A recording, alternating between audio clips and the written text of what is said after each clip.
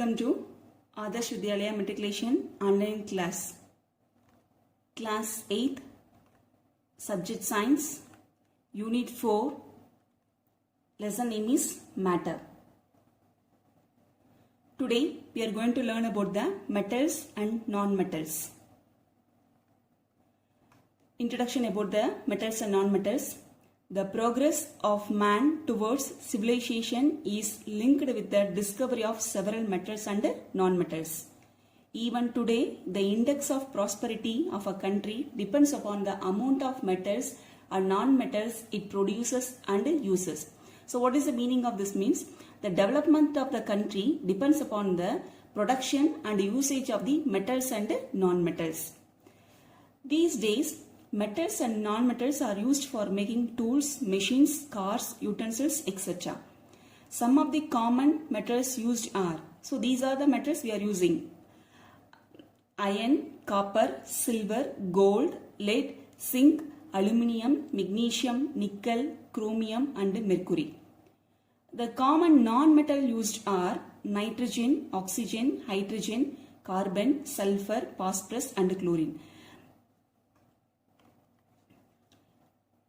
An element can be identified as a metal or non-metal by comparing its property with the general properties of metals and non-metals. So if you want to know whether the particular element is a metal or non-metal means you have to compare the property of that element with the metals and non-metals. In doing so, we find that some elements neither fit with the metals or with the non-metals. Some elements having the property both metals and non-metals. Such elements are called semi-metals or metalloids. So these semi-metals or metalloids having the property both metals and non-metals. Elements are classified into metals, non-metals and metalloids based on their properties. So the elements can be classified into three types. One is metal, another one is a non-metal and third one is a metalloids. Come to metals. So in our day-to-day life we are using these metals: iron, copper, gold, silver, etc. So this is a copper vessel. Come to physical properties of metal. What are the properties of metals? First one, physical state. Whether it is in, what's my physical state? Whether the element is in a solid or liquid or a gas. So that is indicated by the which one? Physical state. Metals are solid under normal condition of temperature and pressure. Okay, it is in a solid. If you take the copper or a silver or a iron, gold, everything in which form? Solid form at room temperature. So mercury is a liquid at room temperature. Even though mercury is a metal, but it is a liquid at room temperature. Elements such as cesium, rubidium, francium and gallium become liquid at or just above at room temperature. Okay, so at room temperature it is a liquid or just above the room temperature. So these are some exceptional cases regarding the physical state of the metals. Come to hardness. Always the metal have which one is very hard. Most metals are hard. The exception here is sodium and potassium. Sodium and potassium are metal, but is a soft enough to be cut by a knife. So using the knife itself, we are cut the sodium and potassium. The next metal is osmium, is so hard that it can scratch the glass. So this is the second property, that is the hardness. Come to luster. What does mean luster? Luster means what? Shiny. Shiny property is called as a luster. All metals are shiny. The typical shine of metals is called as a metallic luster. All metals have a typical metallic luster. An exception is a calcium. So calcium is a metal, but it does not show the which one? Metallic luster. So luster means what? Shining. So this is the one metal. So it's show the which one? Shiny appearance. Come to fourth property, density. So what's my density is nothing but metals generally have high density. So sodium and potassium have exceptionally low density. Okay, so these two metals are having the low density. And also come to melting point and boiling point. Metals in general have high melting point and boiling point. Here also the sodium, potassium and mercury, gallium are exceptional cases. It has a very low melting and boiling point. Come to tensile strain. Next property is an tensile strain. What's my tensile strain? Metals have the capacity to withstand the strain without breaking. So we have to stretch the metal, okay, without breaking. So this property is called as a tensile strain. So it is the property that was the use of iron for the construction of railway tracks. So because of the tensility only, we have to construct which one? Railway tracks using the iron metal. Zinc, arsenic and antimony are which one? Exceptions. So it does not have the tensile property. Next one, malleability. So what's my malleability? Metals can be hammered into very thin sheets. This tendency of metals is called as a malleability. Malleability means we have to convert the metal into a sheet form. That property is called as malleability. For example, aluminium makes use of this property to transform into which one? Silvery foils. So we have to, aluminium is a metal, we have to convert into which one? Sheet form. Okay. So malleability is a very important property of metal. Malleability means converted into a sheet forms. Next one, ductility. So what's my ductility? Metals can be drawn into thin wires. Okay. So this property of metal is called as a ductility. Example is what? Copper wires. So the metal can be drawn into a wire form. So that property only called as a ductility. So this property also asked in a 2 mark questions and all. Next one, conductivity. Metals are good conductors of heat and electricity.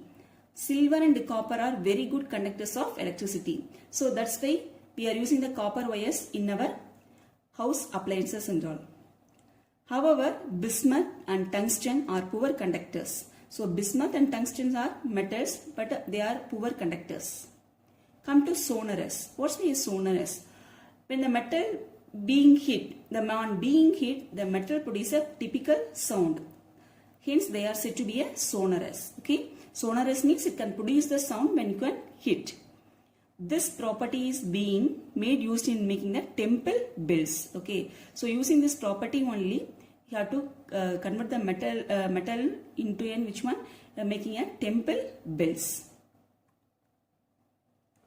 Come to non-metals. So before going to the non-metals, just go through the physical property. Physical state, metals are solid. And next one, hardness, metals are hard. Luster, metals show the shiny property, shiny appearance. Density, metals are the high density. Metals have the high melting and boiling point, and it has the tensile strength, and we have to convert the metals into sheet form, and we have to convert the metal into wire form. Metals are good conductors of heat and electricity, and it can produce the sound. So these are the properties of metals. Come to non-metals.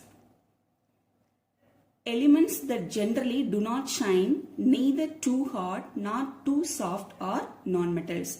So the non-metals does not have the shiny appearance, and it is not too hard, neither too hard nor too soft. So all gases are non-metal. It's a very, very important 1 mark. All gases are non-metals. Some non-metals are sulfur, carbon, and which one? Oxygen. So what is this? This is which one? Carbon. So carbon is a non-metal. Come to physical properties of non-metals. Physical state, non-metals occurs as a solid, liquids or gases at a normal temperature. Example, sulfur and phosphorus exist in a solid state. Bromine exists in a liquid state. Oxygen and nitrogen exist in which one? Gaseous state. Come to hardness. Non-metals are generally not hard except diamond. So diamond, one form of the carbon is called as a diamond, but diamond is very, very hard. Come to luster. Non-metals have a dull appearance. Graphite and iodine are exceptions, as they are shiny and which one? Lustrous. So what's in the graphite? So we are using the which one? Pencil. The tip of the pencil is made up of which one? Graphite. So this is the example for which one? Dull appearance is a non-metal. Come to density. Non-metals are generally soft and have a low density. The exception here is a diamond, a form of the carbon, which is the hardest naturally occurring substance. So low density. Non-metals have a low density. Come to melting and boiling point. Non-metals have low melting and boiling point. However, carbon, silicon and boron are exceptions. Come to tensile strength. Non-metals do not have the tensile strength. However, a carbon fiber, a form of the carbon, is a tensile as a steel. Come to malleability. Malleability means what? We have to convert it into sheet form. Non-metals are non-malleable. If hammered, they form a powdery mass. Actually, non-metals in solid state are brittle in nature. Brittle means what? We have to bend that non-metal. Okay, so that is the meaning of which one? Brittle. Ductility. Non-metals are not ductile. We can't convert the non-metals into wire form. Carbon fiber is a highly ductile. Exception is what? Carbon fiber. Carbon is a non-metal.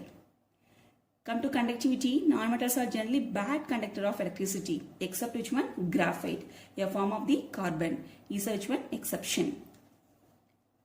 Come to sonorous. Sonorous means what? It can produce the which one?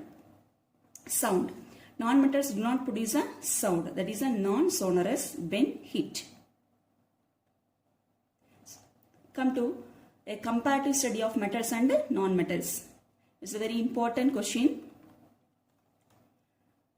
Property, physical state, metal and non-metal, usually solid. Non-metal, solid, liquid or gas. Malleability, metal, good. Non-metal, poor, usually soft or brittle. Ductility, metal, good. Non-metal, poor, usually soft or brittle. Melting point, metal, usually high. Non-metal usually low. Boiling point also usually high. Non-metal usually low. Density usually high. Non-metal usually low. Conductivity, thermal. Thermal means what? Heat. Heat and electricity. Metals are good conductors of heat and electricity. Non-metal very poor. Come to uses of metals. Iron. For making bridges, engine parts, iron, sheet and bars.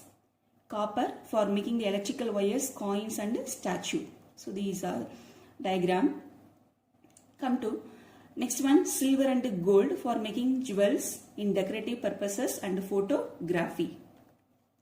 And mercury. Mercury is used in thermometers and barometers because of its high density and uniform expansion at a different temperature.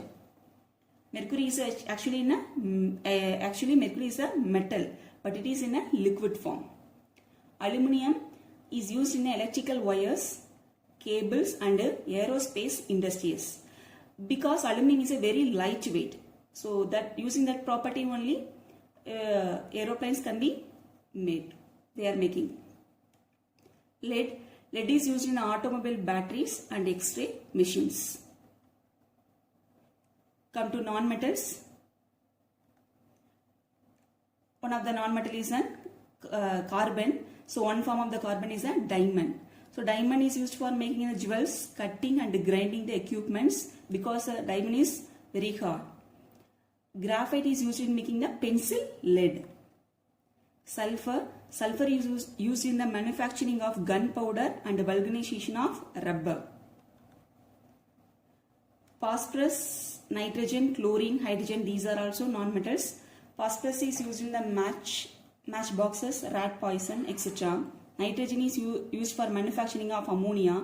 Nitrogen fertilizers also we are using. Chlorine is used as a bleaching agent and in sterilizing water. Hydrogen is used as a rocket fuel and hydrogen flame used for cutting and building purposes as well as a reducing agent.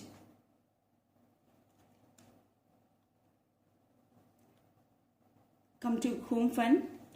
You have to answer the following question. What is ductility? Name two soft metals that can be cut with a knife. Tabulate 4 points of difference between metals and non-metals. Define tensile strength. Name 6 common non-metals and write their symbols. Thank you. Thank you, students.